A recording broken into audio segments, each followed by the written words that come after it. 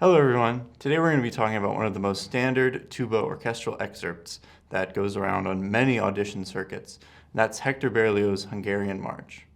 In terms of equipment for this excerpt, the correct instrument to use is the F-tuba. It has the right color, response that we're looking for this French style of music. One thing to remember when you're playing the F-tuba is that you want to take as big breaths as you would on the smaller horn as you would when playing a larger horn on something like the Ride of the Valkyries. The most important thing you want to be conscious of when preparing this excerpt is rhythmic accuracy. To practice this, you should obviously be using a metronome and making sure you have all the counts correct. Another really important thing that you're going to want to distinguish are the different articulations. The only marked articulations that Berlioz has given us are staccatos on certain eighth notes.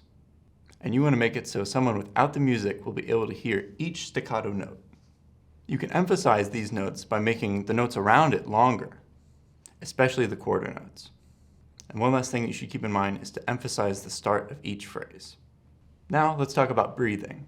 Beginning at rehearsal 20, breathe after the dotted quarter in the third bar, cutting the dot short so the following note really pops out. Then, breathe again after the octave quarters in the fourth bar. Take that same breathing pattern for the next 3 measures. In the third statement of the theme, make sure to breathe after both dotted quarters. That way you have enough air for the following eighth note run.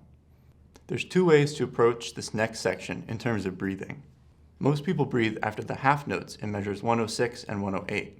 But by doing this, people usually cut the half note into a quarter note and quarter rest, which is not the proper rhythm. There are 2 solutions to this. You can either take a shorter breath after the half note, performing it like a dotted quarter with an eighth rest, which is the conventional spot.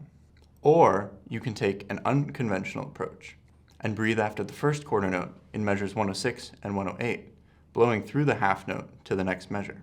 This will ensure that you're playing the half note full value. If you're the only one who plays it that way at an audition, that could give you the upper hand. Finish out by blowing through 109 and 110, breathing before measure 111. Breathe before the quarter note pickup to 113, and add a slight crescendo at the end to maintain intensity. Thanks for watching. Be sure to like and subscribe.